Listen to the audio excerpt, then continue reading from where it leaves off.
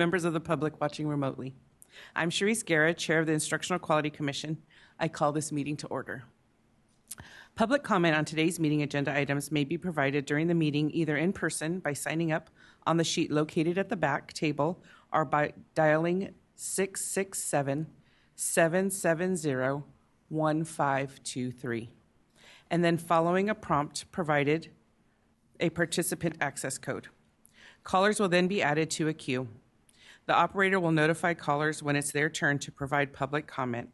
If possible, we recommend members of the public dialing in for public comment continue to view the live stream of the meeting for a better understanding of the meeting's status. When it's your turn, please mute the live cast audio. When giving public comment, please state the following. 1, commenter's first and last name. 2, organization affiliation, if any. And 3, public comment.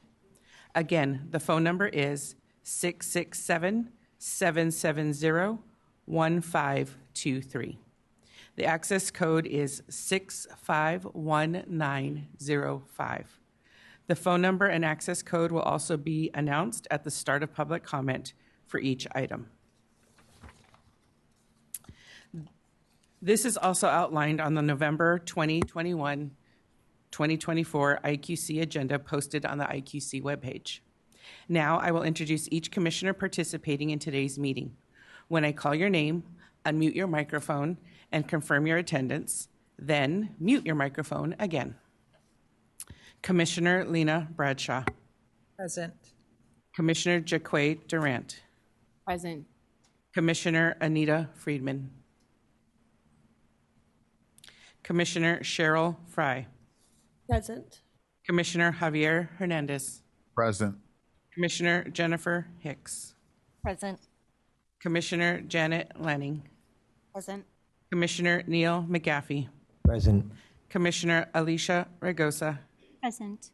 Commissioner Nikki Reyna Guerra. Present. Commissioner Ku Vang. Present.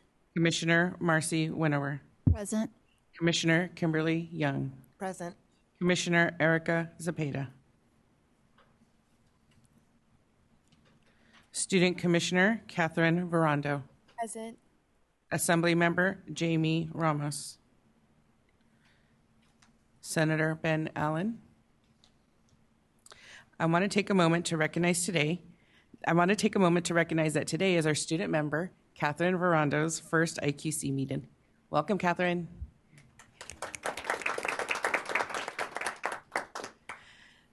Student Commissioner Verando will now lead us in the salute to the flag. Place your right hand over your heart. Begin. I pledge Allegiance to the flag of the United States of America and to the republic for which it stands, one nation, under God, indivisible, with liberty and justice for all.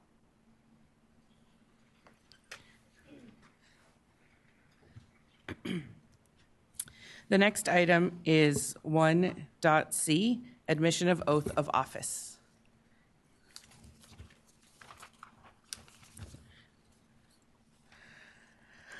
We will now have the administration of the oath of office to our new student board member. I will turn the meeting over to board member Glover Woods to swear Catherine in.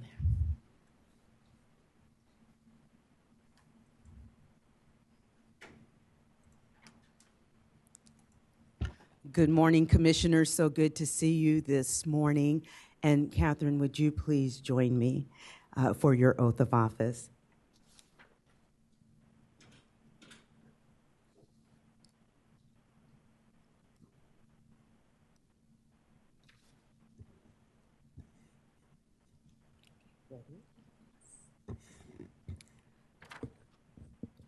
I, Catherine Verando, I, Catherine Verando, do solemnly swear or affirm do solemnly swear or affirm that I will support and defend the Constitution of the United States that I will support and defend the Constitution of the United States and the Constitution of the State of California and the Constitution of the State of California against all enemies, foreign and domestic, against all enemies, foreign and domestic, that I will bear true faith and allegiance that I will bear true faith and allegiance to the Constitution of the United States to the Constitution of the United States and the Constitution of the State of California, and the Constitution of the State of California, that I take this obligation freely that I take this obligation freely without any mental reservation or purpose of evasion, without any mental reservation or purpose of evasion, and that I will well and faithfully discharge and that I will well and faithfully discharge the duties upon which I'm about to enter. the duties upon which I am about to enter. Congratulations, Catherine.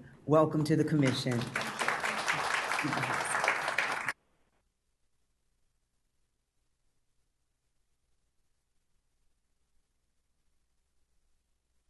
Catherine, would you like to say a few words? Thank you so much for this opportunity. I am honored to serve as the student commissioner to the IQC for the 2024-25 academic year. To all the commissioners, I look forward to working with and learning from you. As I step into this role, I am committed to representing the student voice and student perspective throughout California. I believe that every student's voice matters, and I am here to represent the student perspective on the IQC. Thank you again for this opportunity. Thank you, Catherine, and again, welcome. Next item is D, overview of the agenda. The agenda today remains unchanged and includes approval of the May 16th, 2024 IQC minutes, hear a presentation on the 2025 mathematics instructional materials adoption, recommend the instructional materials reviewers, IMRs, and content review experts, CREs, to the State Board of Education, SBE. We love our acronyms.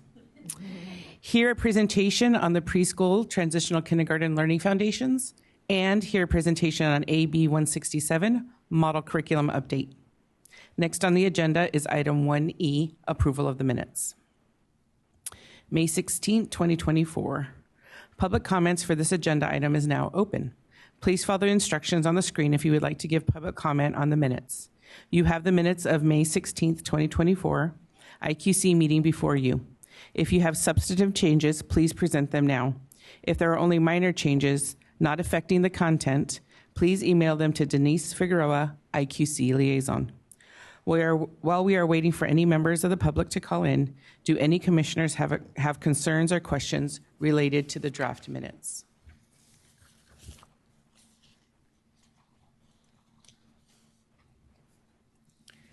Denise, is there any public comment?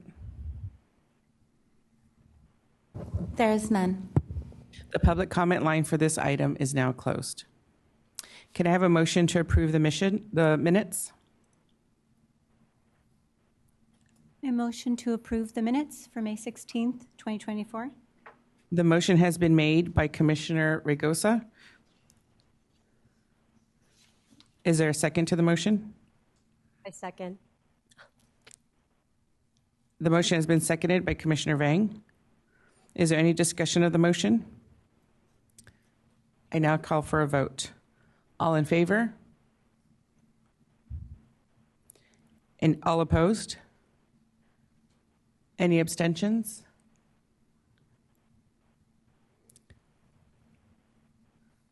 The motion passes. Next is item 1F, my chair report.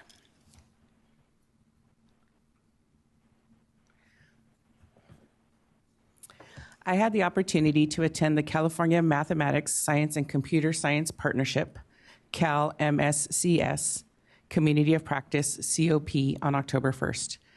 Remember I said we like our acronyms. The focus for this COP was mathematics. The Santa Barbara County Office of Education, under the leadership of Ellen Barger, Associate Superintendent, Educational Services, is the county office lead, and they did an amazing job of coordinating the speakers and breakout sessions. The day began with a keynote presentation by Dr. Kendall Brown, Executive Director of the California Mathematics Project, titled Foundations for Cultural and Personal Relevance. This presentation set the stage for the day. Dr. Brown shared his quote, This quote from the 2023 California Mathematics Framework in Chapter 1, which states, "All students, regardless of background, language of origin, differences, or foundational knowledge, are capable and deserving of depth of understanding and engagement in rich mathematical tasks." The rest of the day was framed around the 3 dimensions of systemic change that supports mathematics instruction, also from the mathematics framework. The 3 dimensions are 1, an asset-based approach to instruction, 2, active engagement through investigation and connections, and 3, cultural and personal relevance. Each of us attendees went to a session focused on one of these 3 dimensions. I was particularly moved by a session around cultural and personal relevance in mathematics. Amazing resources were shared, including the work of Maria del Rosario Zavala and Julia Maria Aguirre, Cultivating Mathematical Hearts, which centers cultural and community funds of knowledge.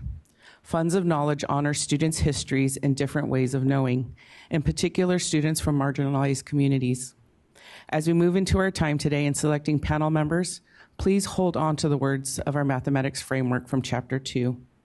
Addressing equity and access includes both ensuring that all students attain mathematics proficiency and increasing the numbers of students from racial, ethnic, linguistic, gender, and socioeconomic groups who attain the highest levels of mathematics achievement.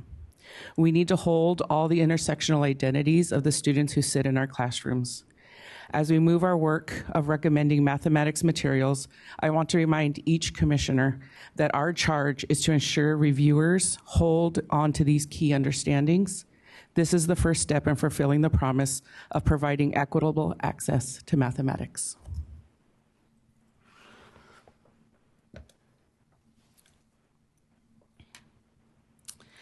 Item F.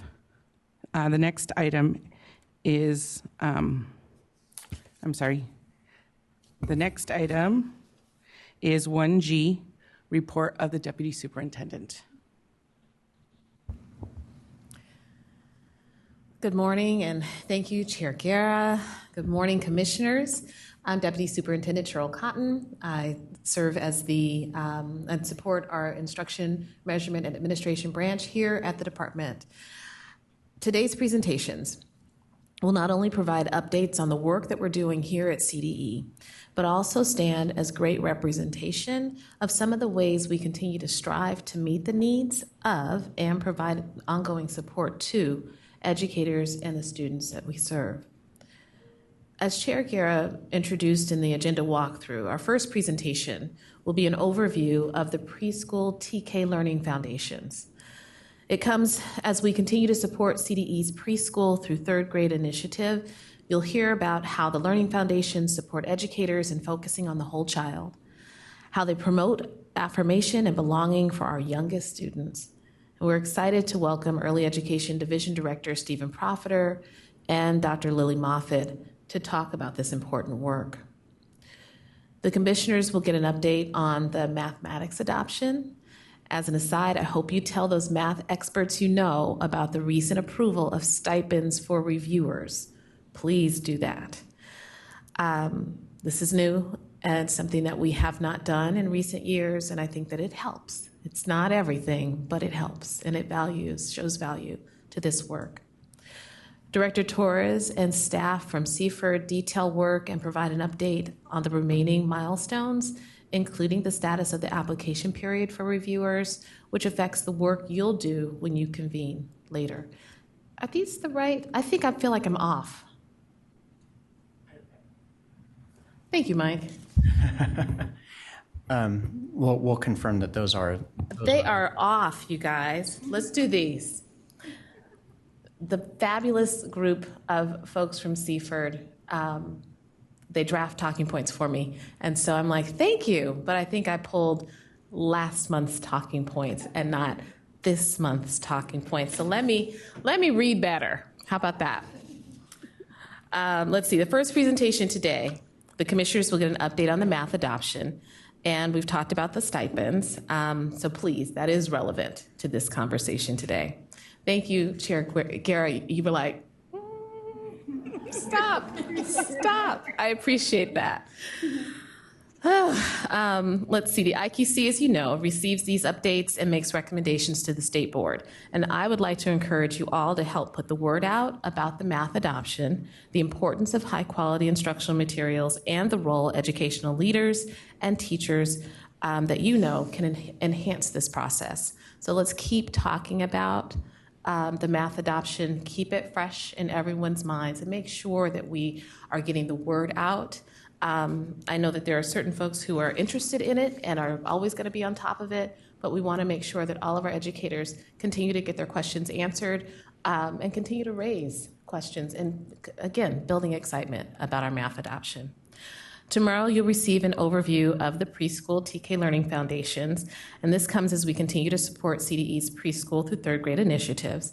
You'll hear about the Learning Foundations how the Learning Foundations support educators in focusing on the whole child, so this is all still relevant, how they promote affirmation and belonging for our youngest students.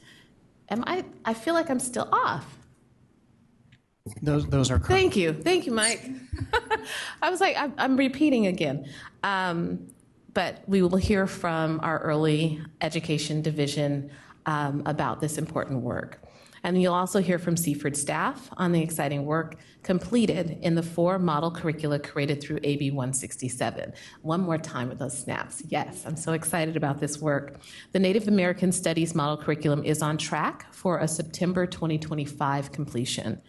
And the 3 Southeast Asian model curricula, those centering on the Cambodian, Hmong, and Vietnamese cultures and experiences, have been published and are currently available. So excellent work. This update will include time to browse these rich, comprehensive resources, and we're so happy to showcase Orange County Department of Education's work. And with that, I also just want to add, we do this work to support learning for our students. It's the what and the how of what students are receiving in classrooms from their educators. Tomorrow, we'll be releasing our dashboard. Earlier, a month ago, we released our assessment results. Our dashboard is coming out, and that just highlights how we're doing, lets us know how we're engaging students, how students are moving through our processes, and we want to lift that up. We want to celebrate it, and we also want to use this data to get better. So I just wanted to highlight that and put that on your minds as well, that we are watching for the dashboard release tomorrow. So with that, I look forward to a wonderful meeting today, and I turn things back over to Chair Guerra. Thank you to Deputy Superintendent Cotton. Next item is 1H, Report of the Executive Director. Thank you so much, Chair Guerra, and hello, commissioners. Thanks for coming out on this beautiful Northern California morning. And this is our fall, so thank you for joining us here. Hello, State Board of Education, Vice President Dr. Glover Woods, Deputy Superintendent Cotton, and our amazing Seaford staff present here in the room. Last but not least, welcome Student Commissioner Verando. It's so wonderful to have student voice, and thank you for bringing that to this important group. I'd like to begin my report with a land acknowledgement. We're meeting here today on the tribal land of the Nisenan people. It's important to make this acknowledgement and to recognize and honor the Nisenan ancestors and honor the Nisenan descendants who do walk among us as we meet here today on their land. I'm excited for today's meeting, as Deputy Superintendent Cotton alluded to, this important work that you as the commissioners will be doing today to move the math instructional materials adoption forward. Myself and the Seaford team are looking forward to implementing this adoption and hope that you, commissioners, have all blocked off time in April and July of this year to participate in the reviewer training in April, as well as the 2 weeks of deliberations in July, so that you can help facilitate those review panels. Looking forward to that work as well. Speaking of adoption, I do want to share that here in Seaford, we've had a few staffing changes. First of all, I'm extremely excited to share with you that we've hired Alexis Hyde as our newest education programs consultant. Over here, waving her hand. Alexis comes to us from Southern California, and she brings with her mathematics teaching experience in elementary, secondary, and even on a broader scale as a teacher on special assignment. She's even worked for an ed tech company working her math skills. Alexis now serves as Seaford's mathematics expert. Me being the current resident mathematics expert, I am extremely excited that Alexis has joined us and will be helping out with everything related to mathematics. I also want to share, as you might recall, Dr. Marla Clayton Johnson, who's given multiple presentations to you before, she's been the administrator responsible for the mathematics adoption. Unfortunately for us, and good for her, she did receive a promotional opportunity with a local school district and was tough to refuse. And so she's accepted that, and she unfortunately is no longer with us. Helping us out with the role of administrator in charge of the mathematics adoption, Dr. Jennifer Bentley has stepped up to fill that role until a replacement can be found. So thank you, Jennifer, for filling that space. So if you know anyone who's great at curriculum and wants to work with an amazing team, please let them know that the department will have a posting in the very near future for a leader in our curriculum division. And speaking of the future, I'd like to let you know that your Seaford team has been tracking a list of recent legislation that has been enacted, including from the recent legislative cycle, that have future implications on the work of the Instructional Quality Commission. One of the recently signed bills is AB 2876, because I know you guys all read all of the bills and you're tracking them yourselves. But just a refresher, here's a few of the bills that have been signed.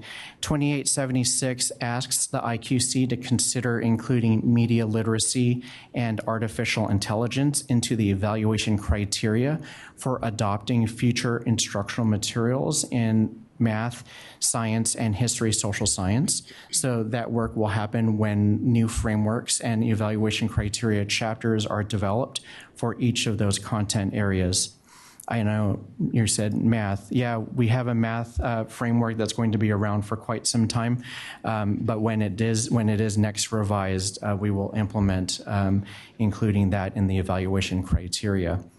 AB 3010 asks the IQC to consider including mindfulness, distress tolerance, interpersonal effectiveness, and emotional regulation into the health education framework. I'm interested in reading that part myself. AB 1805 asks the IQC to consider including the case of Mendez versus Westminster School District of Orange County to the history social science framework when it's next updated.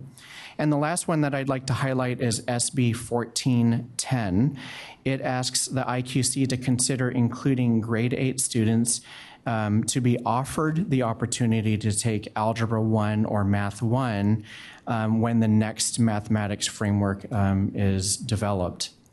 Now, that's a lot of bills and new work related to frameworks, and so we're hanging on to those as well as from previous legislative cycles for when we do have an opportunity to update frameworks, that we are ensuring that we meet the needs of statute. An update or revision to a framework will require funding from the legislature in order to begin. I do want to emphasize that since the department's request for framework updates and has been denied over the past several years, and subsequently there is no schedule currently posted for the updates of frameworks since they are contingent on funding. So that's kind of where we are with legislation. That's where we are with Seaford and our staffing. Those are all the updates that I have for you, and so I now pass the meeting back over to Chair Guerra. Thank you, Dr. Torres. The next item is I-1, Report of the State Board of Education.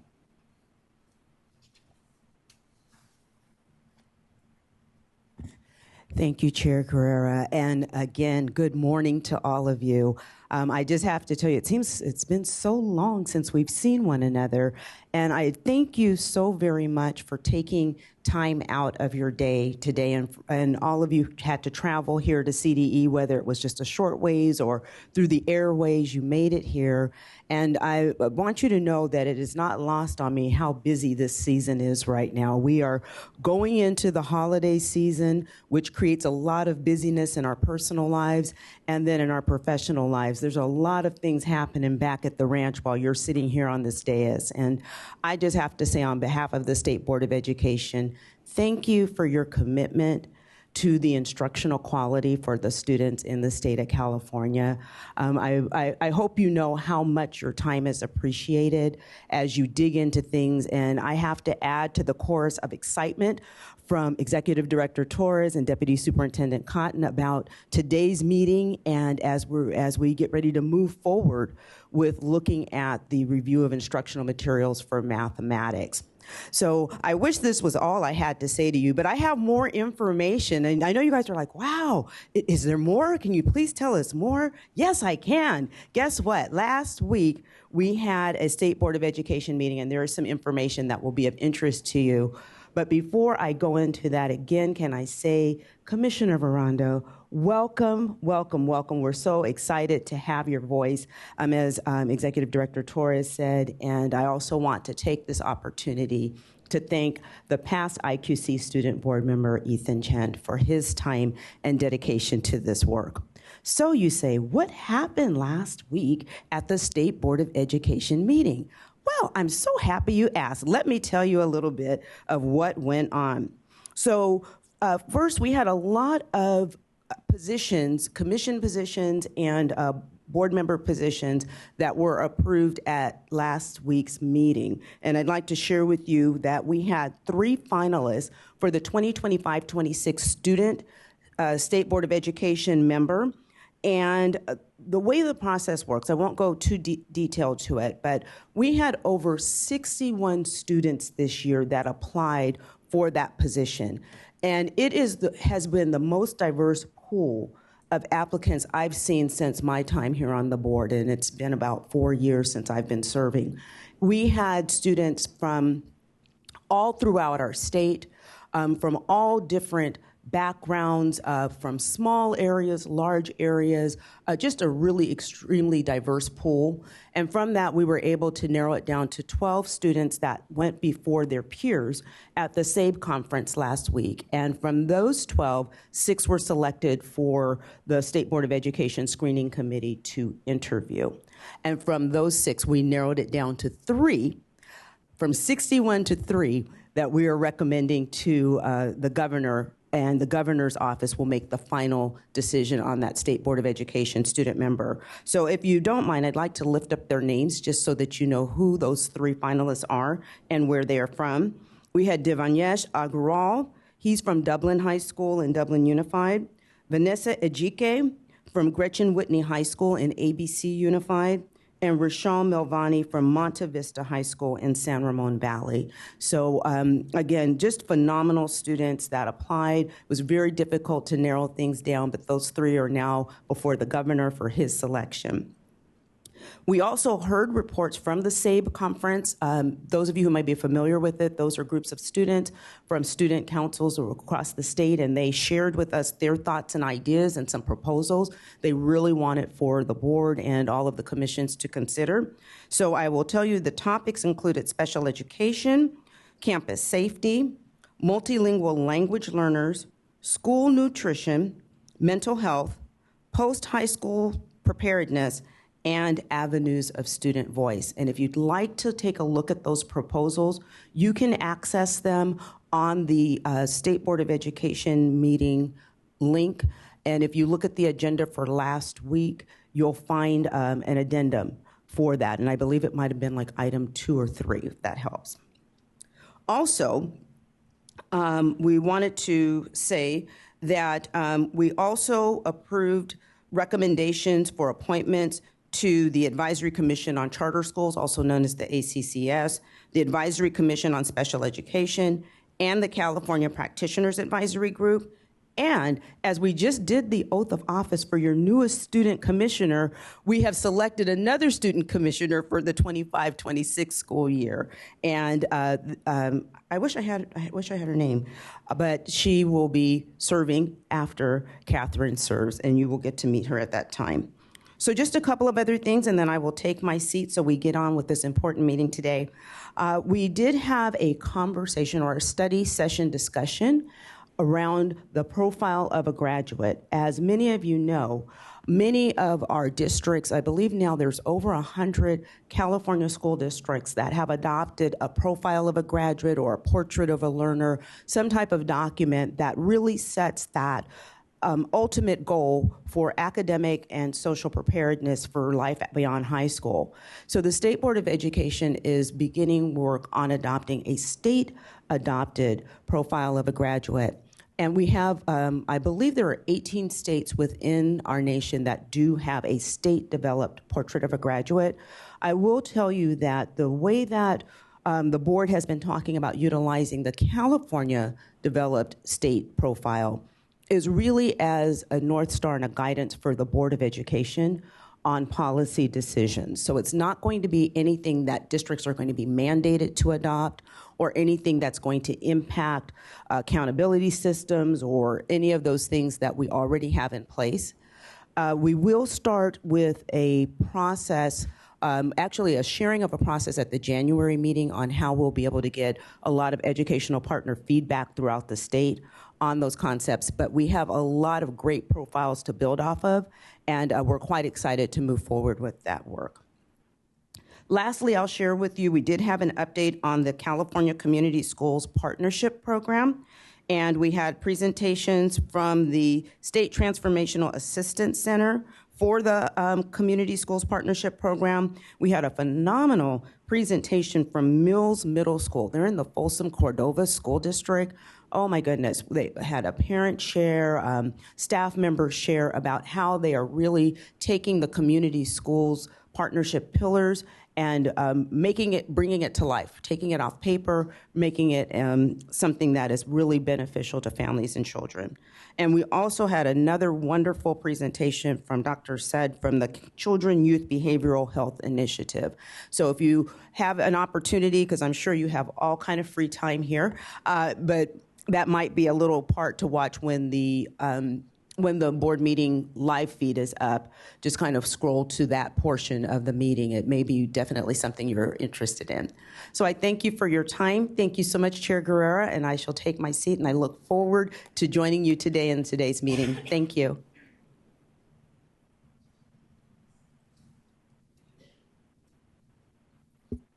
Thank you for that update. Next is item 1J, 2025 Mathematics Instructional Materials Adoption K-8. Public comment for this agenda item is now open. Please follow the instructions on the screen if you would like to give public comment. I will now turn the meeting over to Executive Director Torres. Thank you so much, Chair Guerra. So, commissioners, as you know, because I keep saying it over and over and over again, the mathematics framework was adopted in July of 2023 by the State Board of Education. And we've been in the planning stages for the 2025 mathematics instructional materials adoption ever since. In January, State Board of Education adopted and approved the evaluation criteria, the standards maps, and all of the other relevant documents related to running the mathematics adoption. I'm happy to say that we're moving out of just planning and into some real action steps here. And so today, Seaford staff would like to update you on the process so far and what you can expect in the months and the years ahead as it relates to this adoption. You have an important role to play, and we're looking forward to working closely with you as we ensure that we have framework-aligned curricula to put into the hands of students and educators across California. Here to give you much more detail than I can give on the planning for the 2025 instructional materials adoption is Seaford's publisher liaison, the extraordinary Mr. David Almquist.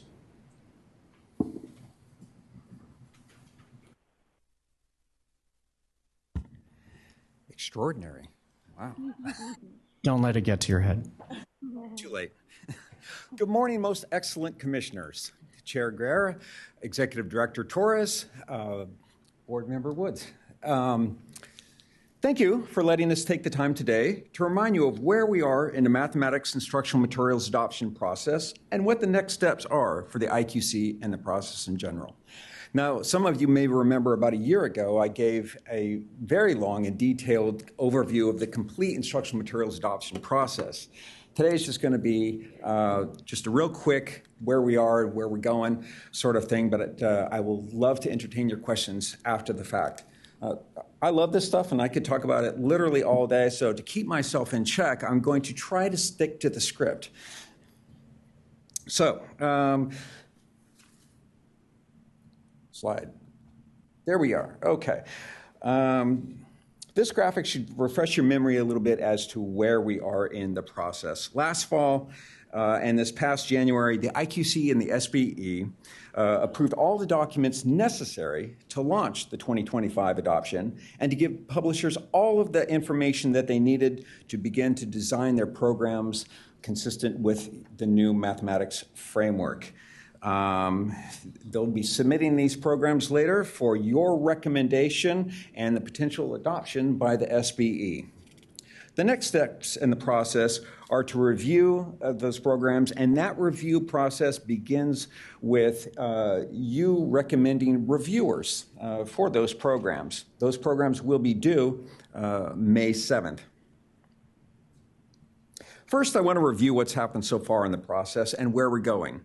You can see here that the adoption was formally launched this last January, and with the SBE's approval of the Notice of Intent to Hold an Adoption, the Schedule of Significant Events, the Evaluation Criteria Map, and the Standards Maps. Right away, CFERD publicized the launch of the adoption process to publishers, instructional materials developers, and the public. We post everything on the CDE Mathematics webpage, including an ever-growing list of frequently asked questions. Those are very important. They fine-tune some of the questions that the publishers have, and we will provide those FAQs to the publishers obviously get to see them, but also to the reviewers, and they're available to you as well to help guide them in their review and yours. There's a tremendous amount of interest in this adoption, I can tell you. I hear from publishers all day, actually, every day, questions that they have about the process, about the content requirements and everything. We truly expect this to be probably the largest instructional materials adoption in California's history. And that's exciting. It's really exciting. And I can tell you that the publishers are really getting into the depth of the framework and to the evaluation criteria. They take it very seriously, and they're anxious to build programs that you can recommend and that the board can approve. Okay. We were also very busy recruiting applicants, and that's really the big thing that you're going to be looking at today. The application period was from last April through the end of September. We were recruiting instructional materials reviewers and content review experts. At the very end of the process, we were able to get approved and then advertise a $100 a day for days stipend to the participating reviewers and content review experts. So there's 4 days in April and then 4 days in July in which they can potentially earn that $100 a day. And all of those activities will occur in Sacramento here. Okay. In a little while, you will consider the applications of 165 reviewers and 7 content review experts. Once we receive the required publisher commitments, which will be with their intent to participate form due February 4th, then CFERD staff will begin to assemble review panels out of those reviewers, typically 5 to 8 people on a review panel put together for their expertise to review particular programs that fall within their expertise. And of course, you, the commissioners, will serve as the facilitators of those panels. Later today, the Mathematics Subject Matter Committee will discuss concerns they may have about any of the applicants as far as their qualifications and their impartiality. And you will recommend a list of reviewers to the full IQC, who will then vote on those selected applicants to forward them to the SBE for final approval, which we expect the SBE to take up at their January meeting. While we prepare for the review and the subsequent July deliberations, CFRD will continue to work with the publishers and the content developers to help them prepare their programs for submission. Again, they have to tell us by February 4th. Right now, we're gauging it based upon their participation in some of the webinars that we've done, by the amount of questions that we're receiving. But February 4th is the drop dead date for the notifying us that they will participate and what programs and grade levels they intend to submit in May. So April 14th through, am I on the right slide? I am not. There we go. Okay. April 14th through the 18th is the reviewer training week at the Sacramento Doubletree Hilton Hotel. Shortly after that, on May 7th, the publishers will ship to all of the reviewers and to any officials on the IQC and the state board who elect to receive materials. They will ship those by May 7th to you, along with their completed evaluation criteria maps and standard maps. Those publisher programs may come to you in a traditional print format, or in a digital format, or a combination of both. So probably in March, we will survey you, and what we will do is we will tell you what the publisher intends to submit, whether or not you can expect pallets of boxes, or whether or not it'll be an envelope with a URL. And based on some of that, if you just elect to receive programs, you can decide where you want it shipped, either to your office or to your personal residence. And then we will convey that information to the publishers. What format they choose to submit is entirely up to them. These programs will all then be reviewed independently by the reviewers between May and the third week of July at the start of deliberations in Sacramento.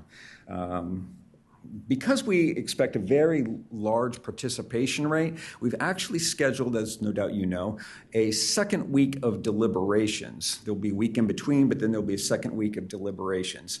Review panels will meet one or the other week. And the question that I get most from publishers, I think, is, when will my program be reviewed? We won't know that until after we receive indication of what they intend to submit, and we create the panels and then begin to divvy it up in that way.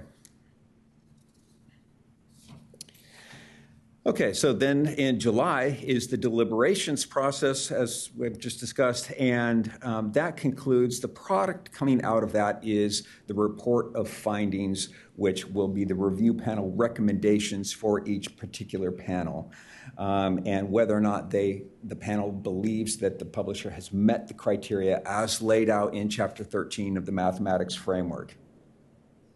Then in August 13th, the IQC will have a meeting where they entertain public comment. Now, regulations indicate that the purpose of this meeting is simply to hear from the public, including publishers. And it specifically notes that it's really for publishers who received a less than favorable report of findings, so that they have an opportunity to come before you and say, hey, we really appreciate the work of the panel, great people, but they got it wrong, and here's why. So that we want to give them a chance to make that argument to you. And then in September, at your IQC meeting, September 2025, you will consider all of these programs. You will consider the review panel reports of findings. You will consider your own personal reviews, should you elect to do so. You will consider all of the public comment. As soon as the programs go out to the reviewers, the publishers will also make the student-facing materials available online, and we will provide a methodology for the public to comment on those materials. We will begin to gather those, and we will organize those, and then we will provide those public comments to you so you know what the rest of the world is thinking about these programs to inform your personal decisions. And then in November of 2025, the state board will take the review panel reports. They will take a report that will come out of your September 2025 meeting, which will be an advisory report by the commission. They will consider all the public comment and their own personal review, should they elect to do so. And they will vote individually on each program, whether to adopt or not adopt that program. And at that point, it goes on the list. We publicize it on the CDE website.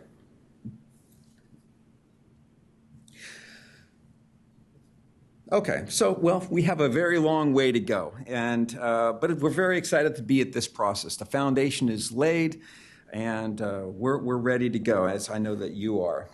So just as a recap, you have already received the applications of all of these reviewers and content review experts, which, no doubt, you have thoroughly reviewed, and you're prepared to discuss any potential conflicts or concerns that you may have.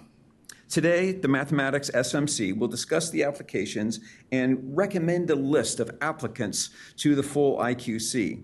The full IQC will vote to recommend the list to the SBE for final approval, which we anticipate will be taken up in January 2025. And now I would love to entertain any questions you might have.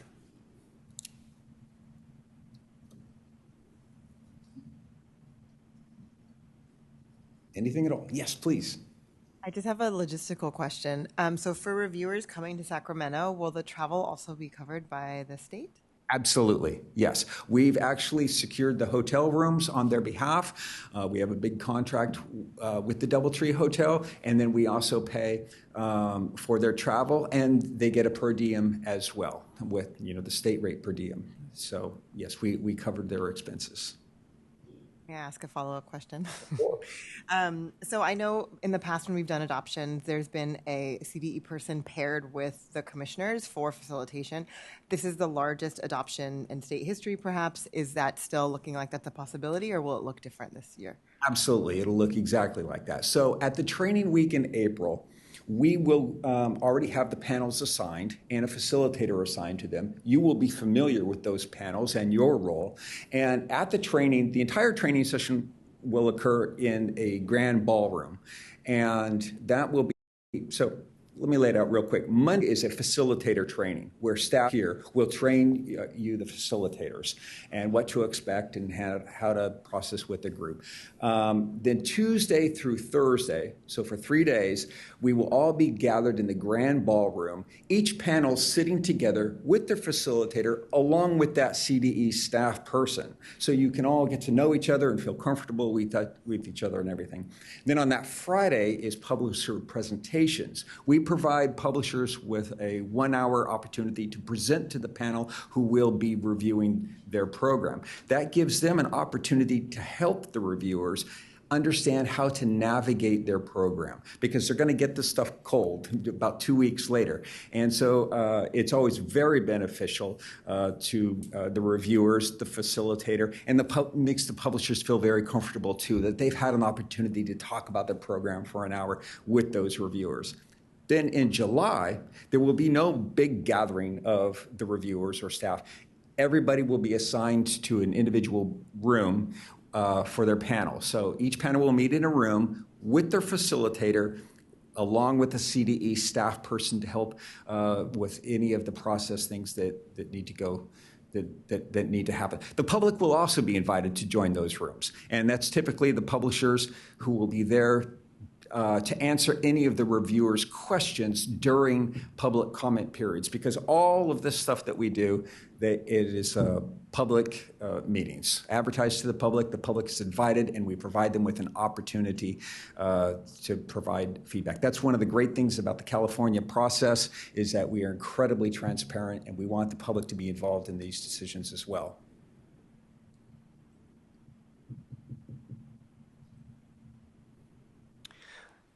Question.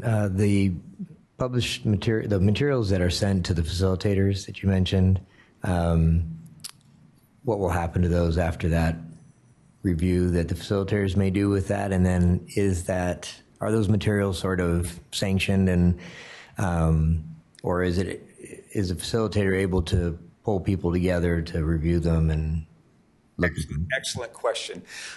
So at training, we'll tell the reviewers the same thing that I'll tell you now, is that the materials that the publisher ship to you, in most cases, are yours to keep. I've never seen a publisher request it back, except in the case where there is hardware involved. I don't think that that's probably the case too much anymore. But early on in the digital age, if you will, I've been doing this a very long time, sometimes the publishers would submit their program on a laptop or an iPad or something like that to make it easy for the reviewers to look at their stuff. If that is the case, then that hardware must be returned to the publisher. Otherwise, it kind of feels like a little bit of a gratuity or something. So that has to go back. Otherwise, you will get to keep the materials. Now, during the review deliberation sessions, the facilitators may have already conducted a personal review of those programs. However, their role at deliberations is facilitator alone. Your review will come into play at subsequent IQC meetings. Any other questions? Okay. I just have a quick comment. Sure. Thank you for all of your work. Your enthusiasm for this job is really it is incredible. And I also wanted to thank all of the work that happened to make sure that our professionals have stipends. The amount of work that reviewers are doing is immense. It is a beautiful professional labor of love, but I think that stipends really do help to address issues of equity and who's able to participate. So I wanted to thank whoever is really behind all of that. Thank you very much. And I have to give credit to Dr. Torres. He was the one who really wanted the reviewers to get the stipends, and staff in Seaford did a lot of work to make that happen. And so, but thank you. I like to think that I represent all of the Seaford staff. They're all just as excited and looking forward to this, and it's going to be a party. Well, we're definitely excited to attend that party. Especially because, we really haven't had an adoption. And I think Commissioner Young and I were saying that, everybody on this, except for, I think, Commissioner Young hasn't participated in an adoption like this. So we're really excited to enter into this together. And we're really going to be leaning on our Seaford staff to support us along the way. So I think we're all super excited. Yay. Any other questions?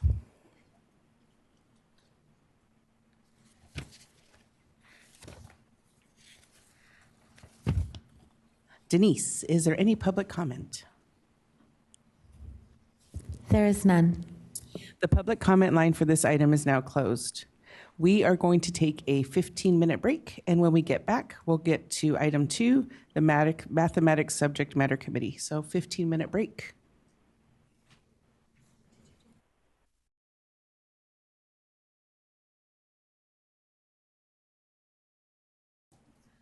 Welcome back, commissioners.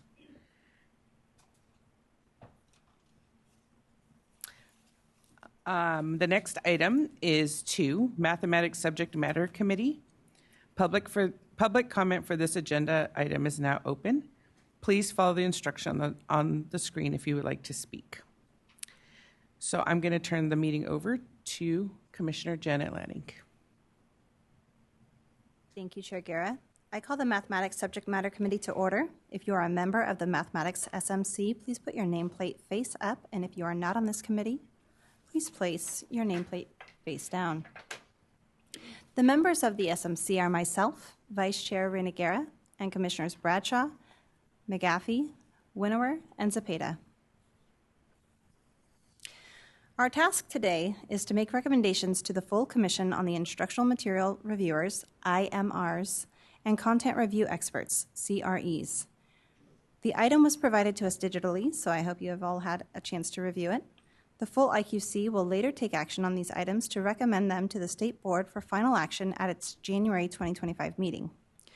The item that requires our action is the recommendation of applicants for program reviewers for the 2025 mathematics adoption. For the purpose of this discussion, reviewers include CREs and IMRs. Both of these groups will serve on panels together and review the same materials, but CREs are required to have a doctoral degree in mathematics or a related field, such as statistics. The California Code of Regulations, Title V, Section 9512A, authorizes the State Board to appoint these reviewers to serve in advisory capacity to the IQC and Board during the adoption of instructional materials. To help us with this item, CDE staff will facilitate our discussion of the applicants. Thank you, Commissioner Lanning. Good morning-ish to the rest of the subject matter committee. I'm Dr. Jennifer Bentley. I am the administrator for the Standards and Curricular Guidance Unit, and I will be interim administrator for the math adoption. So each of you should have received the applications and resumes we collected during the recruitment period that began in April and concluded in September. Several recruitment efforts for applicants were made by the California Department of Education staff. These include, but are not limited to, a letter from the State Superintendent of Public Instruction emailed to county and district superintendents and administrators, a letter requesting CREs emailed to California University Department chairs and deans, recruitment flyers developed and emailed out through the Curriculum Coordinator listserv and Curriculum Frameworks and Instructional Resources Division listserv, recruitment flyers posted on CDE social media, and announcements of the available stipend for participation emailed out through the CFRD listserv, posted to CDE social media, and distributed to university department chairs and deans. In addition to these electronic recruitment efforts, the CDE also provided verbal updates about the mathematics adoption and invitation to participate through various organizations like the Bilingual Coordinators Network, the Curriculum and Instruction Steering Committee, which consists of the broader organization, as well as a mathematics-specific subcommittee, and the Association of California School Administrators. We are recommending the majority of applicants, as we expect this to be quite a large adoption. We anticipate the adoption deliberations will require 24 reviewer panels consisting of 5 to 7 reviewers each. If these recommended reviewers are approved, we believe it will allow for a thorough evaluation of submitted mathematics education programs and ensure reviewers have opportunities to engage in rich discussion throughout the deliberations process. CDE has conducted an analysis of all of the applications and resumes submitted during the application period. The applications included a place for reviewers to indicate where they have a potential conflict of interest. As in previous adoptions, CDE has consulted with its attorneys to review applications that disclosed potential conflicts of interest. In order to serve as an IMR or CRE, appointees must not have a disqualifying interest in a publishing company. And this is pursuant to California Code of Regulations, Title II, Section 18730. The requirement most relevant to this adoption is that no IMR or CRE should receive any income from a publishing company in excess of $500 for the 12 months prior to when they will make their recommendations on the program submitted for adoption. You will see that the number of applicants being recommended reflects these conflicts of interest. The 165 IMRs and 7 CRE applicants recommended offer a wide range of teaching experience and represent a range of geographic origin throughout California, racial and ethnic background, and genders. We have included the information with the applications that addresses these points as well. Please remember that the final number of panels will depend upon how many publishers elect to participate in the adoption. Commissioners, please refer to the candidates by number during this discussion. Please remember that even though we are referring to candidates by number, we are talking about people. You have been supplied with access to electronic files of all of the applications and resumes. If you have any questions, I am here to answer them, as is the rest of the adoption team. We will begin with the content review experts. We are suggesting the appointment of these 7 applicants as CREs. None of these candidates had any issues with regards to disqualifying conflicts or eligibility of service. As a reminder, the CRE reviewer table, as well as their resumes and applications, are in the box.com folder link that you were emailed by Denise. Thank you, CFR team. We're going to make a motion and take public comment in a moment, but before we continue, would staff please review the applicants that are being recommended?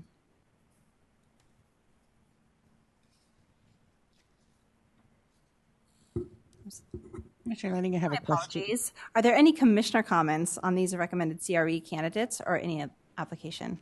I have a question for Ms. Bentley. Given that we are going to have possibly up to 24 panels, and there's only 7, is it CREs? Does that mean that they serve on multiple? Yeah, so a lack of CREs is a common problem with our adoptions. Our plan is to have CREs float so that they are able to provide feedback and guidance to multiple panels. Thank you.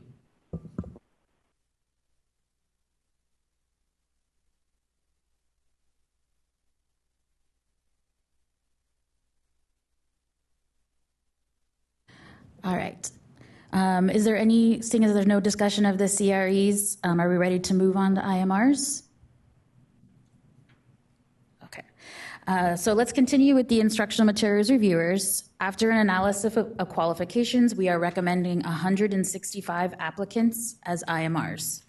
Considering the degree of attrition that often occurs with the anticipated size of this adoption, we estimate that we will need all qualified applicants.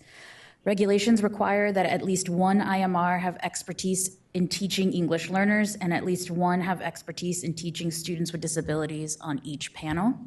This requirement will be met without difficulty. Are there any commissioner comments on these recommended IMR candidates or any other application? I have a question. I noticed when looking at the applications, there were a couple that I did not find resumes for. And so I don't know if the Dropbox got updated. So for instance, ID number 36, 55, 106, and I think 140.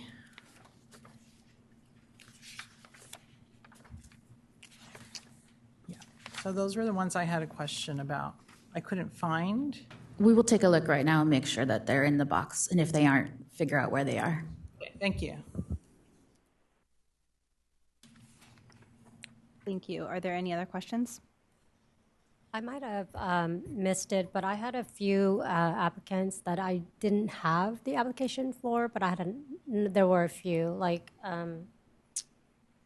So I didn't see an application for number 13 and 52 and 72 were the three, and 128 I didn't see an application for in the box, so I don't know if I was the only one that noticed that. So at this point, this is the SMC discussion, and these questions can be asked at the when the whole commission reconvenes. Thank you. Can you repeat the last number you said, though? 128, thank you. I think it was, 128.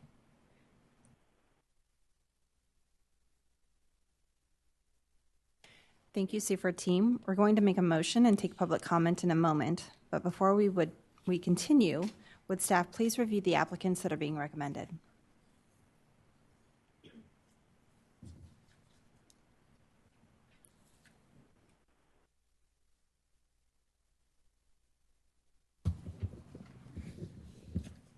Okay, so the CREs being recommended are 141, 58, 93, 100, 132, and 160.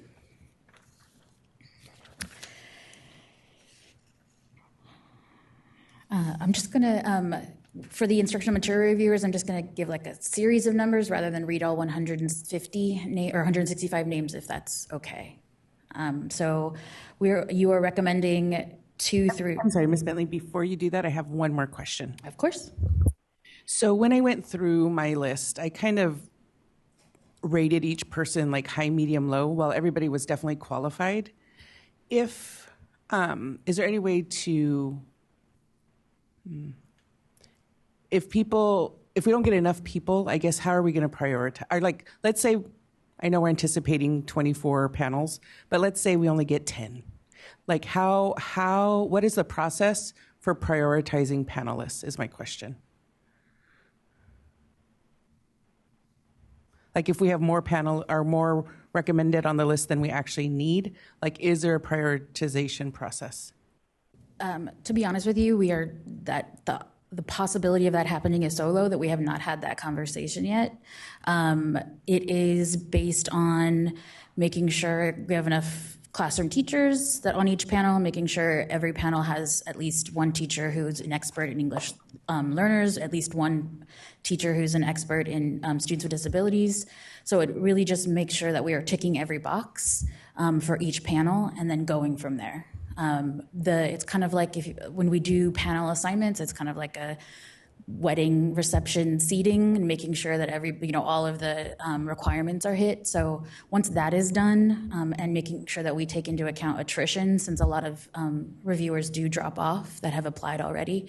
So all of that goes into the kind of calculus as we're making panel decisions. And just to add on to that, that's a great question. One of the other things that we do is we look at the content that's being reviewed and then the expertise of the individual. So we want to make sure we have strong mathematics experts and reviewers in algebra reviewing an algebra program. Likewise, we want to make sure we have somebody with expertise in elementary early ed if they're going to review something, say, in K3. So a lot of different variables go into as Dr. Bentley mentioned. It's like putting together a wedding and trying to look at the different characteristics of the different reviewers that you have available to you and place them strategically based on the content that they're going to be reviewing.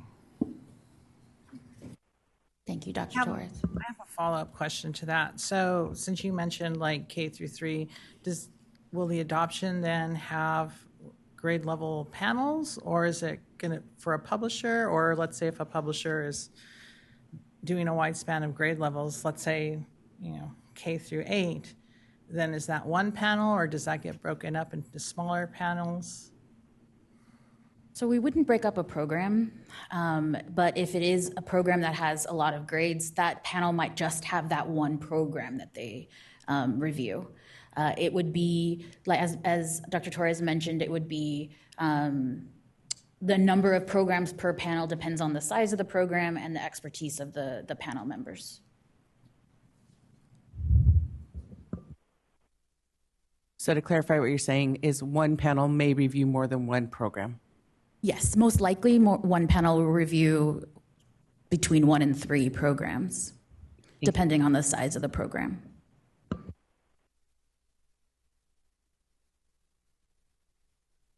Thank you, Dr. Bentley. I need a motion from a member of the Mathematics Subject Matter Committee to recommend all of the IMR and... I'm so sorry, Commissioner Lanning, we haven't gone over the IMR numbers yet. No problem. Before I do that, are there any other questions from the Subject Matter Committee before I read out the IMR numbers? Bless you. Okay, so for the instructional materials reviewers 2 through 10, 11 through 20, 21 through 30, 32 through 40. Dr. Bentley, what happened to 31? 31 through 40, sorry. 42 through 50, for reals, 42 through 50. 51 through 60. 61 through 70, 71, and then 73 through 80, 81 through 90, 91, and 92, 94, 95, 96 through 99, 101 through 110, 111, 113 through 118, 120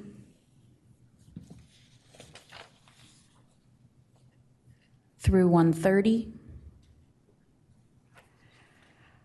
131, 133 through 140, 142 through 150,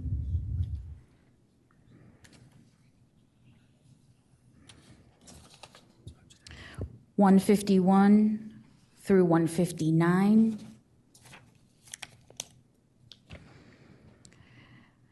and then 161 through 168,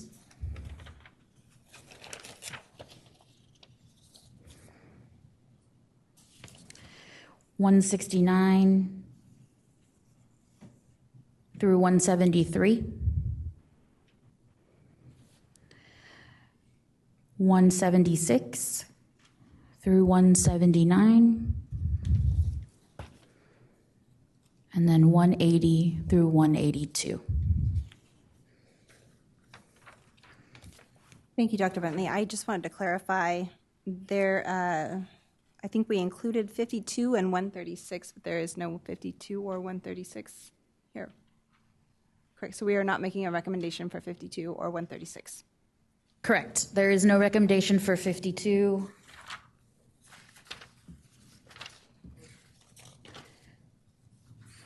Or 136. Much.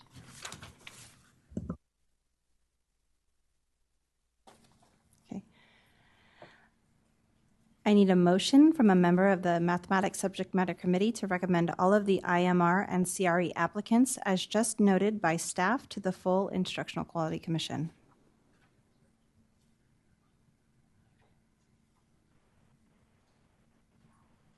I'd like to make a motion to recommend the full group of CREs and IRIs,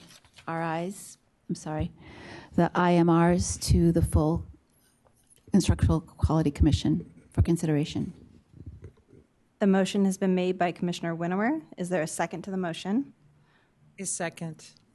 The motion has been seconded by Commissioner Bradshaw. Is there any discussion of the motion? Any final comments from commissioners? Is there any public comment? There is.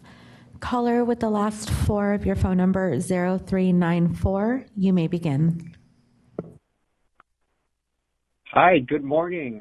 This is Manuel Monrostro, Director of Policy with Californians Together. And as part of a broader coalition of organizations and advocates that make up the High Quality Instructional Materials Learning Partners Coalition, we are pleased to see that many of the reviewers that applied are being recommended by staff and have experience with multilingual learners.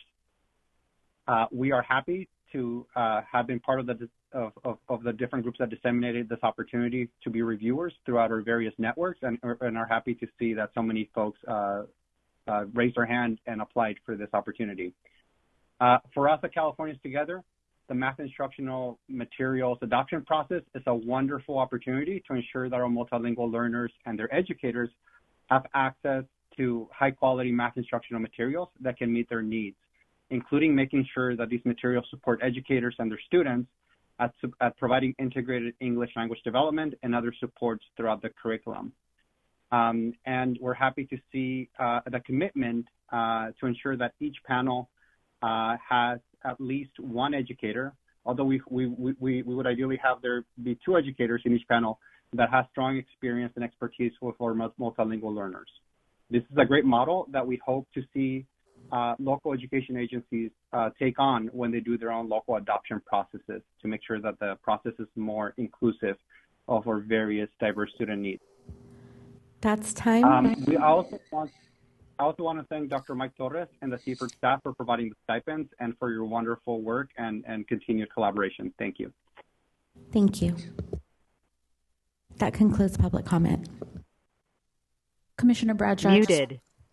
Sorry. I just want to update you on where we found the resumes for number 36 and number 100. Unmuted. We're going to, at lunch, search for 55 and 140 so that you can review them.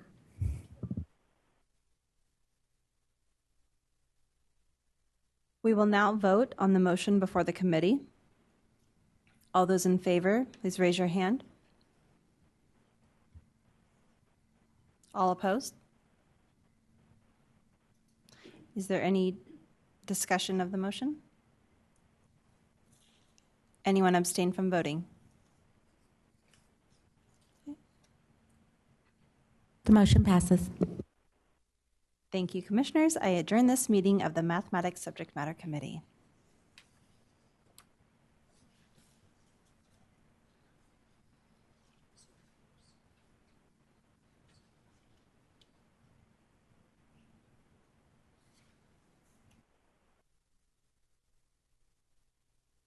We are now reconvening the full commission. Next on the agenda is item 3A, reports actions from subcommittees to the full commission. The action item is from the Mathematics Subject Matter Committee. Public comment for this agenda item is now open. Please follow the instructions on the screen if you would like to speak. Mathematics Subject Matter Committee Chair Lanning, I believe you have a motion for us. As chair of the Mathematics Subject Matter Committee, I move that the full commission recommend the instructional material reviewers and content review experts to the State Board of Education. Is there a second to the motion? I second the motion. Commissioner Lanning has moved, and Commissioner Hicks has seconded the motion. Is there any discussion on the motion?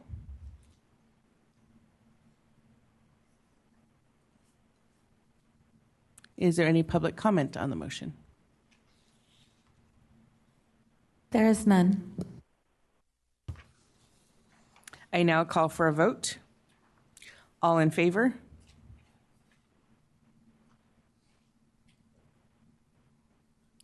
All opposed? Anyone abstaining from the vote? The motion passes.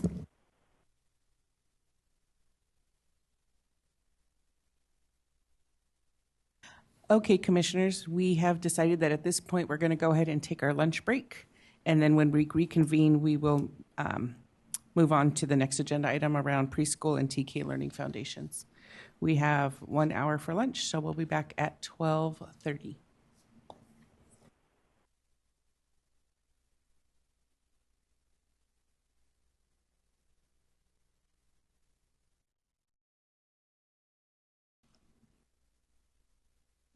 Welcome back from lunch, everybody. Thank you for taking the time. So during lunch, Seaford staff was able to update a few of the applications, both for resumes and any other missing components. During the break, commissioners had an opportunity to review those revised links inbox. So at this point, is there any commissioner who wants to revisit or reopen that agenda item? Okay, seeing nobody wanting to reconsider, we're going to go ahead and go on to our next item, which would have been item B, preschool learning TK foundations. However, the staff for that is not going to be available today, so we are going to actually postpone that agenda item to January. So we are going to move on to item number AB167, model curriculum update. So Dr. Bentley, We've been spending a lot of time with you today. So Dr. Bentley, Education Administrator, is going to review the model curriculum with us. I thank you. Sorry, one more time. Oh, wait, sorry. I got to do the other part. I forgot.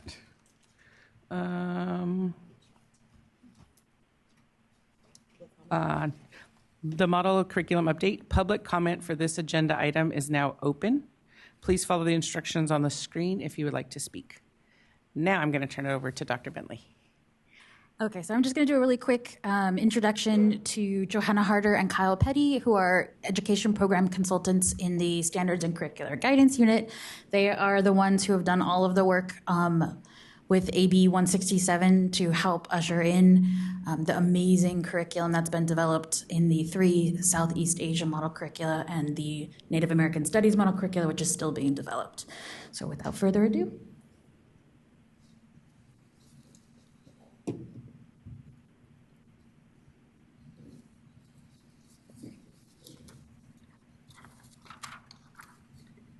Okay, thank you. All right, thank you, Jen. All right. Thank you for having us today. Sorry, let me get myself situated. In 2022, Kyle and I were in front of you and presented on the initial stages of the progress on the model curricula that were developed under Assembly Bill 167. It is very satisfying and exciting to be here today to provide you with substantial updates on the development of these model curricula. I'm going to provide a little bit of background on the process that we went through with the legislation. Previously, model curricula were developed through processes with the IQC. This one took it outside that process a little bit, and it was a separate body that has 2 representatives of the Instructional Quality Commission on it, called the Statewide Model Curriculum Coordinating Council, and they meet quarterly, and that is coordinated for us through WestEd, and they coordinate the meetings for us, and the county offices would submit their materials through that way, and that's how the review is done on these model curricula. The legislation was signed in 2021, and the initial funding that was received were $300,000 per model curricula. So we started out with $1.2 million total, and contracts went out in early 2022. And at the same time, we found out that we were going to get more funding. And that came in the amount of $14 million. So that ended up being $3.5 million per model curricula boost.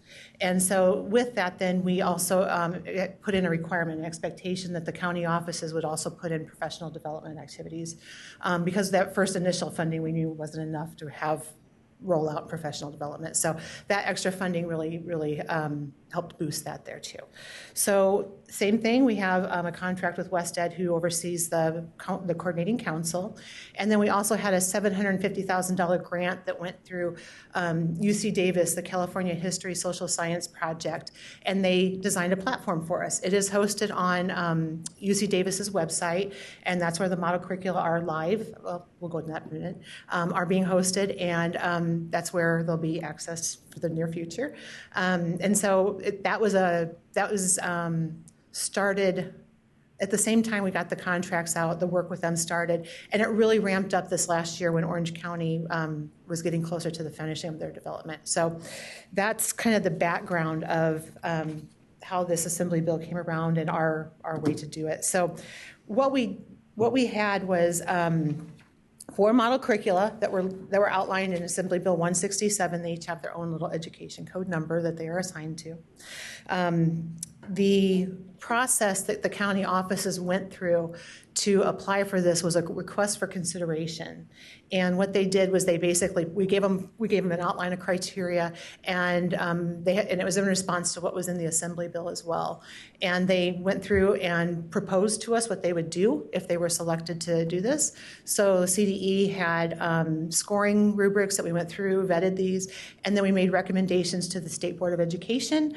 And so in collaboration with the State Board of Education and the executive director of the State Board of Education, we have 3 county offices that were selected for 4 projects. So Orange County Department of Education was selected to do the Vietnamese, the Hmong, and the Cambodian model curricula. And the Humboldt County Office of Education and San Diego County Office of Education were selected to jointly work on the Native American Studies model curriculum. And I should back up just a little bit. Santa Clara was also identified as a subcontractor to Orange County for the 3 Southeast Asia model curricula.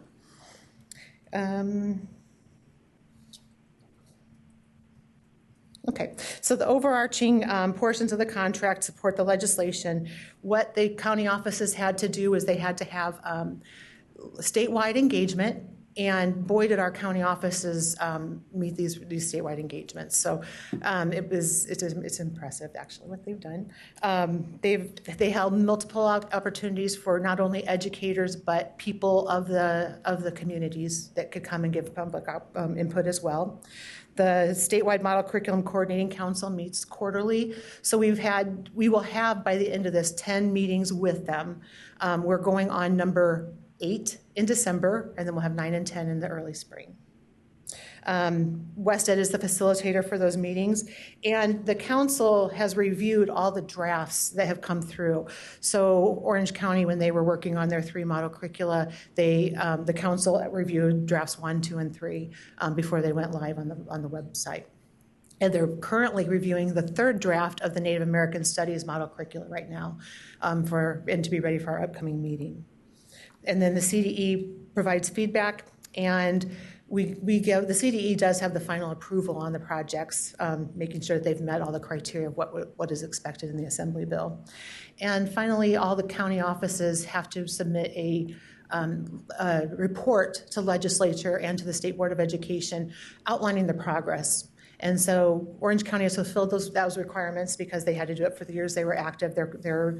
They're now at the end of their projects. But there will be one more report this year from San Diego and Humboldt that will go to the legislature this January of the year. And now Kyle is going to give some very specific information regarding development.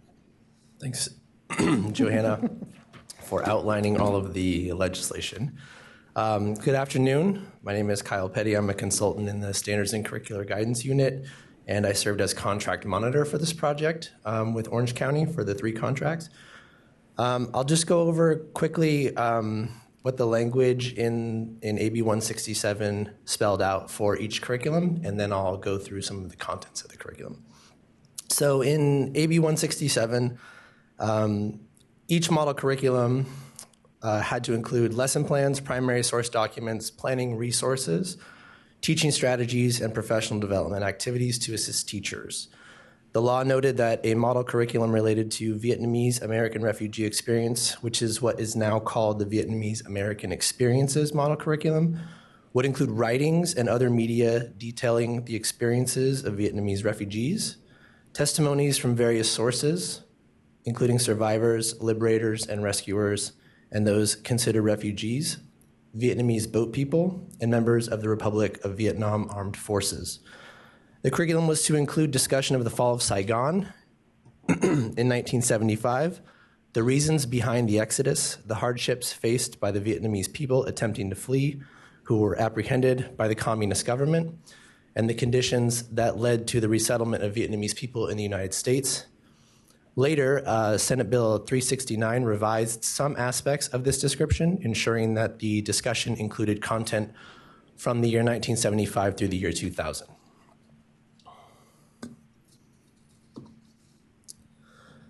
Because AB 167 ensured the curricula would include authentic voices and perspectives and multiple opportunities for authentic stakeholder engagement across the state, the contract required Orange County Department of Education to hold focus groups and engagement sessions. These sessions included included and reflected consultation with Vietnamese American cultural centers and community groups. I'll just refer to it as VAEMC. The development reflected input from 12 focus groups across 7 California counties and 14 engagement sessions across a 6-month time span. It includes 4 areas of study offering lessons aligned in places with history and social science, English language arts, world languages, standards in elementary, middle, and high school. There's also a lesson for kindergartners. Unit 1 frames the curriculum and includes lessons on language, culture, civic action, religion, and perspectives and biases, to name a few. Unit 2 examines the social and political transformations of 20th century Vietnam life in Vietnam before 1954 and then life from 1954 to 1975. Unit 3, Vietnamese departures and transit includes content from the fall of Saigon, first and second wave refugees, boat people, settlement camps, and lessons on resilience, mental health, and connecting experiences.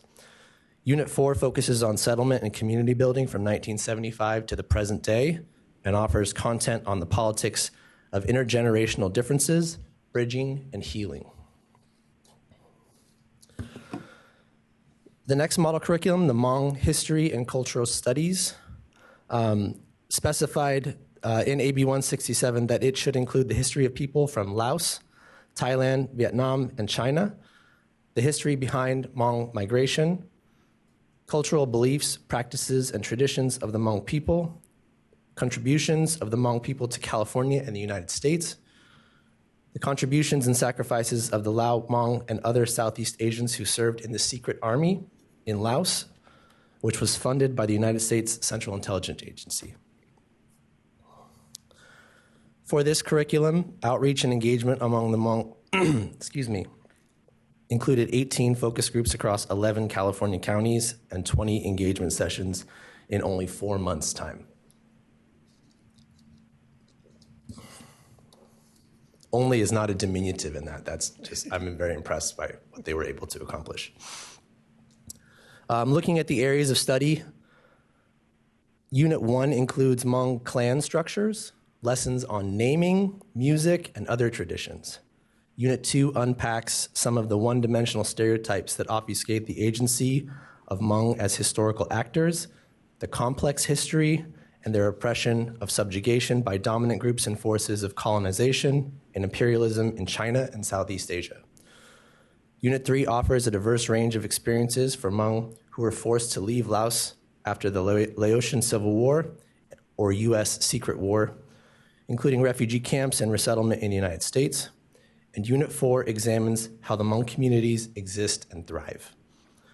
The curriculum includes lessons from grade 1 through 12 aligned with standards in ELA literacy, history, social science, art, and world languages.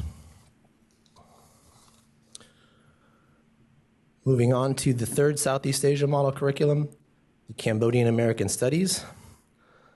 It was originally called the Cambodian Genocide Model Curriculum. It's now the Cambodian American Studies Model Curriculum. This was a language that was included in SB 369, that I mentioned earlier. It required the content to support the teaching and learning about Cambodian genocide. When they passed SB 369, it broadened this focus to instead encompass Cambodian American history and heritage.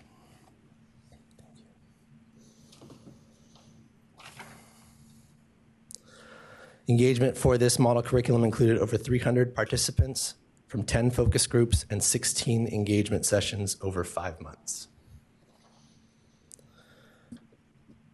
The areas of study provide an introduction to the CAS-MC, a unit on genocide in Cambodia, followed by a unit on Cambodian diaspora and community building and healing. The model curriculum includes lessons aligned with arts, world languages, history, social science, and English language arts, and the standards span from grades 4 through grade 12.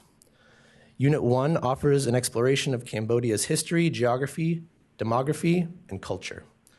Unit 2 examines the causes and events of the genocide in Cambodia and the efforts to bring justice to survivors.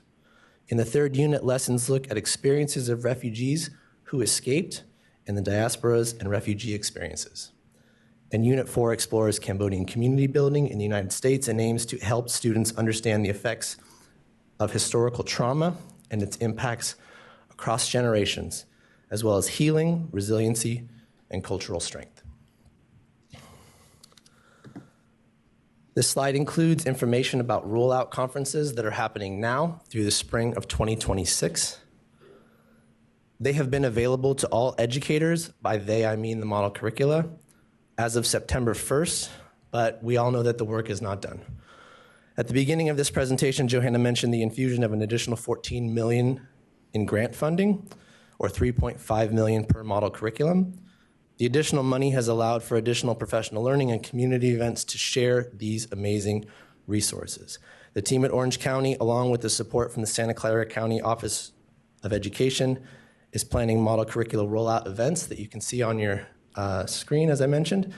We just had a conversation with our partners in Orange County yesterday to talk about the November conference in Long Beach. And I left that meeting feeling just completely uplifted by what I heard. Just some anecdotes without any script in front of me, I would say. They started the event with a dinner that was hosted by community partner organizations. They just had a table at that dinner. It was more of a community celebration about the content in the curriculum, and they were just invited as guests to that. When the conference ended, as you know, when you travel to conferences, sometimes it's a little sparse towards the end of that last day. Their final session was a plenary meeting that included voices from students, and it was packed with like almost every participant. It was standing room only to listen to the students discuss. So I say that because when we do these rollouts, we think about going out, showcasing, supporting implementation. These are really taking the tone of a celebration. And it's really wonderful to see that Orange County has taken that and that they've turned their rollout into a community-infused celebration of the content for the people. And so I just wanted to share that information with you. I would say that each rollout conference focuses on an individual model curriculum. This is not trying to take three and share them all at once. The strength and focus will allow the conferences to overlap with festivals and events, and as I mentioned, showcases in the community that they are seeking to celebrate. One last thing, I wanted to highlight their work, there being OCDE, in connecting the developing curriculum with the students. This team that we've been working with organized lesson pilot with educators in the field, namely in the Long Beach Unified School District, but also through other partnerships elsewhere. The process was shared during the County Office of Education update at the May meeting of the council. And a majority of student feedback showed positive impressions of each curriculum. They had a metric scale of 1 to 5, with the majority of responses 3, 4, or 5. So with that, my overview of all things contract related in the Southeast Asian Model Curriculum is complete, and I'll turn things back over to my wonderful partner. Thank you. As mentioned, the fourth and final model curriculum being developed is the Native American Studies model curriculum. Per the legislative language, the model curriculum has a completion date 1 year after the 3 Southeast Asia model curricula. So we'll be live September of 2025 and we're online. We're right on projection to meet that too. So it's following a deliverable cycle similar to the Southeast Asian model curricula. San Diego and Humboldt have 3 drafts that they are providing to the CDE, and the final draft due by June 1st, 2025. The CDE and the Statewide Model Curriculum Coordinating Council have reviewed and provided feedback on drafts 1 and 2. Draft 3 we just received in the past few weeks from the county offices, and it's been a incredible boost of resources in this round. We're looking to probably around 200 different types of resources being developed in this model curriculum by the end. So it's really kind of had its boost here in the last round. Early May 2025, Humboldt will be taking their materials and just handing them over so that it's delivered to the CDE in one package, because right now they do have 2 different systems kind of putting things together. They're going to have one model, they're going to have one lesson plan format and everything, so it all looks uniform. But contract-wise, they needed to turn in one deliverable to us at the very end. And so San Diego will be putting that package together and then delivering it to us in June.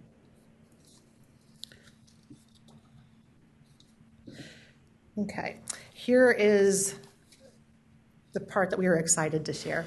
It was felt like a long time coming, but then when it got ready for everything to start being uploaded, it was like a fast and furious process. And we're still kind of working out the kinks in the system, but UC Davis, the CHSSP, the California History Social Science Project, has been extremely responsive to all of our glitches that you find when you get things uploaded into a system. And the team there has been really good about fixing those in a timely manner for us. And the Orange County staff there they're basically going through each and every lesson, every link, and making sure that everything's showing up the way it should be. So they have their staff making sure that it's all coming together. So that link at the top of the page, I don't know if it's on your computers there either. That is the link to the website, and that will take you to the landing page. And I think you saw today we brought in artwork that is around the back of the room. And that artwork is what you will see on the landing pages of the model curricula. You will see the Vietnamese art, and that's over here on the black canvas. And then we have the Cambodian art that's over here along the wall there. And then the Hmong art that's on the canvases towards the back there. Those are all the tiles that you will see where it has the areas of study and then the landing page for them. It's beautiful art. The artwork was commissioned to be made specifically for these projects, and we're proud to be able to display it and have it here at the CDE. So you'll see that artwork there as you go through. We'd like to give you some time if you do have your laptops and you wanted to kind of toggle through and look at the platform if you'd like to. You will see that there is the coming September 2025 for the Native American Studies. So it's on hold for that one there. But we're happy to answer any questions if you have any questions at this time.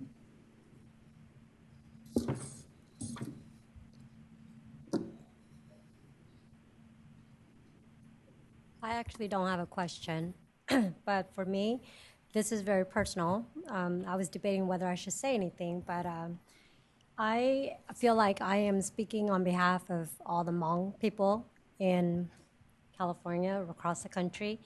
For a very long time, we were just looking for a voice and to be seen and to be heard. And I just, from the bottom of my heart and on behalf of my people, I just want to say thank you for putting this together, because this is, for the first time in my years of being an educator, I feel like I'm finally seen and heard. And just going through, I'm on the website right now, in the pictures, I'm avoiding it because I'm a refugee. I did make that journey from Laos to Thailand and then lived in the refugee camps and then came to the United States at 5 years old. And so does bring a lot of memories and just moments in my journey. And so I am so excited that I'm actually being seen and heard in this. And it's so well done. And I had the privilege I went to a conference, and I did meet the team that worked on these models. So I just want to again, express my gratitude and appreciation for the team and the work, and just how proud I am to be a part of this, now that I see myself in something that all of the students, Hmong students now can see themselves as well. And so this is so important. So thank you.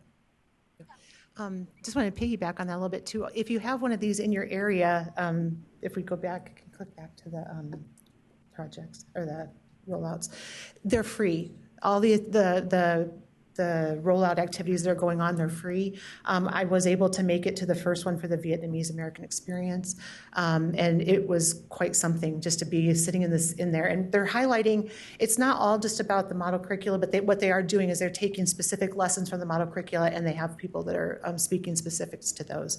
And Kyle mentioned the one that they just gave us feedback on from Long Beach. 400 people were in attendance, and they actually did some local field trips that they went out and took them to Cambodian town, and so they were able to take these people out to those. And then there's hearing the Native American Studies group coming together with what they're projecting to do for rollout activities is similar activities there too. So where they're bringing in the community, and so good celebrations. Yeah, and a shout out to, there were 3 districts that were mentioned. I won't highlight them here, but for Long Beach that were sending upwards of 60 teachers, 40 teachers, full teams to these conferences, and to think about what translates back from these conferences in teams that large for a district, for a county, for an LEA, what have you.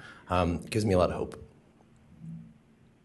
I'm one of the commissioners that has the privilege of sitting on the council, and one of the things that I've been really impressed by is the attention to community that has been centered the entire time through all the iterations of the building of the curriculum. And we have incredible art in the back of the room, and the lesson plans themselves are also beautiful works of art that are affirming that students will be able to see themselves in our classrooms. One thing that I'm very, very impressed by is how it really is from kindergarten through 12th grade. And I think that there's just so many opportunities to bring these incredible stories into our classrooms.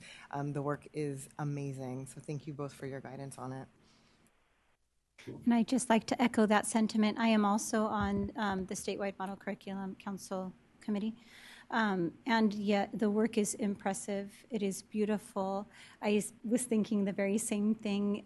It's an opportunity for our students to see themselves, to be seen, understood, heard, and then for the rest of our students to get a window into, these beautiful cultures, and learn something about them.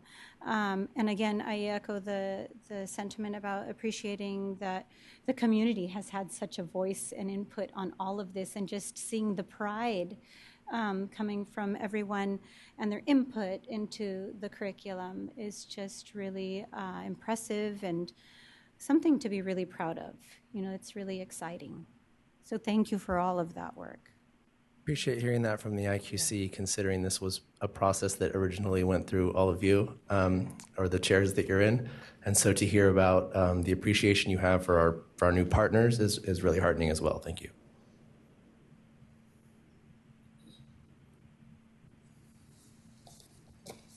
I do want to interject, if I may, and just say that if any of you have ever been in a job interview and you were asked the question, what do you do if you're given something that you're to do that you have no knowledge or background about and no experience in doing?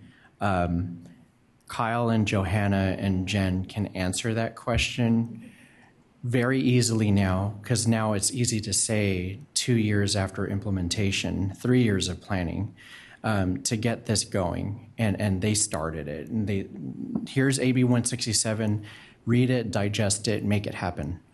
And it really it's come out an amazing product. It's nothing but amazing goodness for our classrooms in California to have these voices heard. And I just want to recognize the team that's really led this work. So thank you.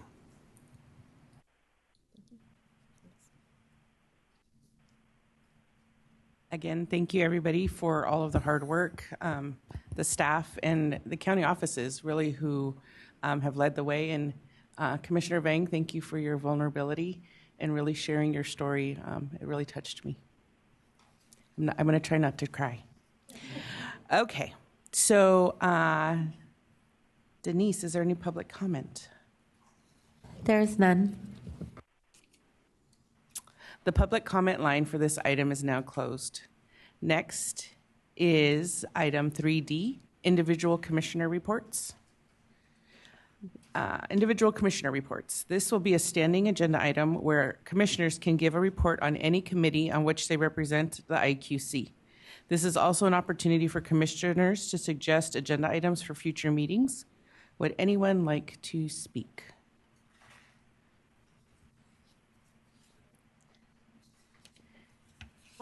The 23 districts within Riverside County would like to extend a sincere thank you to State Board President Darling Hammond, State Board Vice President Glover Woods, and State Board members for continuing to support the learning of science by voting to use the accountability measure of distance from standard. The Riverside County district leaders and teachers voiced the recommendation of using distance from standard for science accountability through surveys and convenings. We thank the California State Board of Education for upholding a rigorous accountability system for science education. Thank you. Thank you. Any other, thank you, Commissioner Fry. Any other commissioners have a report that they would like to share out?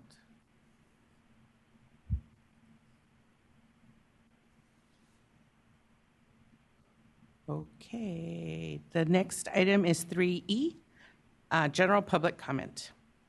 General public comment. Public comment for this agenda item is now open.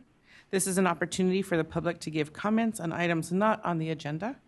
Please follow the instructions on the screen if you would like to speak.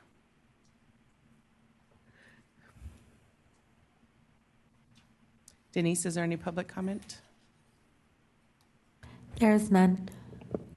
The public comment line for this item is now closed. Item F, adjournment. Thank you, everyone. That concludes our agenda. I adjourn the meeting. Bonk, bonk.